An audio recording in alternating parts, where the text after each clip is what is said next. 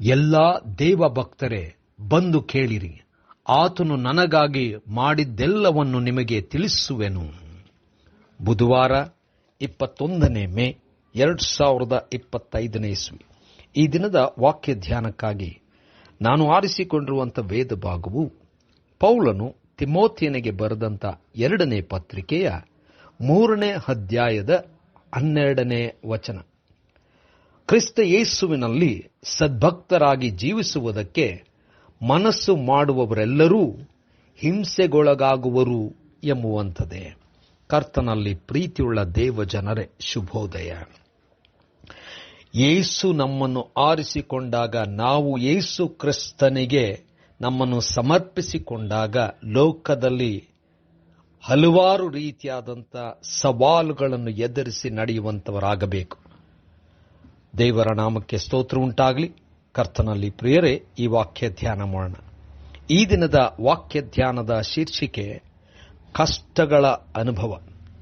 ಕರ್ತನಲ್ಲಿ ಪ್ರಿಯರೇ, ಪೌಲನು ತಿಮೋಥಿಯನಿಗೆ 2ನೇ ಪತ್ರಿಕೆ ಬರೆಯುವಾಗ, ದೇವರು ನಿನ್ನನ್ನು ಆರಿಸಿಕೊಂಡಾಗ ದೇವರ ಚಿತ್ತದಂತೆ ಎಷ್ಟೆಲ್ಲ ಕಷ್ಟಗಳಿದ್ದರೂ ದೇವರ ಚಿತ್ತಕ್ಕನುಸಾರವಾಗಿ ನಡೆಯಬೇಕೆಂಬುದಾಗಿ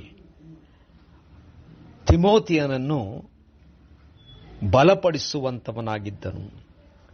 ದೇವರು ಆರಿಸಿಕೊಳ್ಳುವಂತ ತನ್ನ ಕೆಲಸಗಾರರು ಅಥವಾ ತನ್ನ ಸೇವಕರು ಹೇಗಿರಬೇಕೆಂಬುದಾಗಿ ಕೂಡ ಹೇಳಿದನು.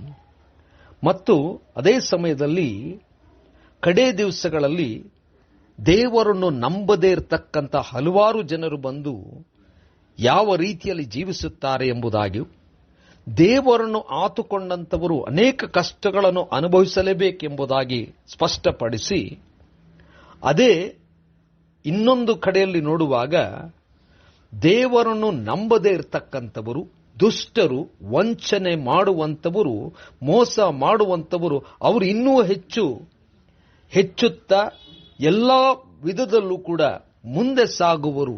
ಆದರೆ ದೇವರು ಆರಿಸಿಕೊಂಡಂಥವರು ಅನೇಕ ವಿಧವಾದಂಥ ಕಷ್ಟಗಳನ್ನು ಅನುಭವಿಸಬೇಕು.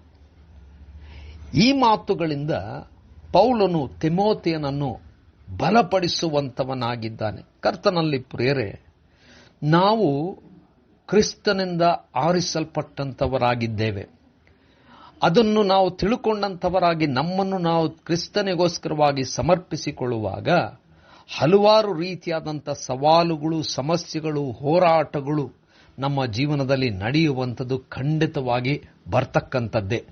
ಆದರೆ ಈ ಎಲ್ಲದರ ಮಧ್ಯದಲ್ಲಿ ದೇವರು ನಮ್ಮೊಂದಿಗಿದ್ದು, ದಾವೀದನು ಹೇಳುವ ಹಾಗೆ, ವೈರಿಗಳ ಮುಂದೆ ನಮಗೆ ಔತಣವನ್ನು ಸಿದ್ಧಪಡಿಸುವಂಥ ದೇವರೇ ಸರಿಯಾದಂಥ ಸಮಯದಲ್ಲಿ ನಮಗೆ ಔತಣವನ್ನು ಸಿದ್ಧಪಡಿಸುತ್ತಾನೆ. ಆದರೆ ಕಾರ್ಗತ್ತಲಿನ ಕಣವೆಯ ಕಷ್ಟಗಳು, ನೋವು, ಹಿಂಸೆ ಅನುಭವಿಸಲೇಬೇಕು. ಇದನ್ನು ತಿಳ್ಕೊಂಡು ದೇವರ ಕೈಗೆ ನಮ್ಮನ್ನು ಒಪ್ಪಿಸಿಕೊಳ್ಳೋಣ. ದೇವರು ತಾನೇ ನಮ್ಮನ್ನು ಉನ್ನತಕ್ಕೆ ನಡೆಸುತ್ತಾನೆ.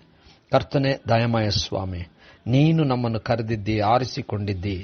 ನಿನ್ನ ಕರೆಗೆ ಯೋಗ್ಯವಾದ ರೀತಿಯಲ್ಲಿ ನಾವು ಜೀವಿಸುವಂತೆ ನಮ್ಮನ್ನು ಬಲಪಡಿಸು. ಯೇಸುವಿನ ನಾಮದಲ್ಲಿ ಪ್ರಾರ್ಥನೆ ಬೇಡಿದೆವು ತಂದೆಯೇ, ಆಮೆನ್.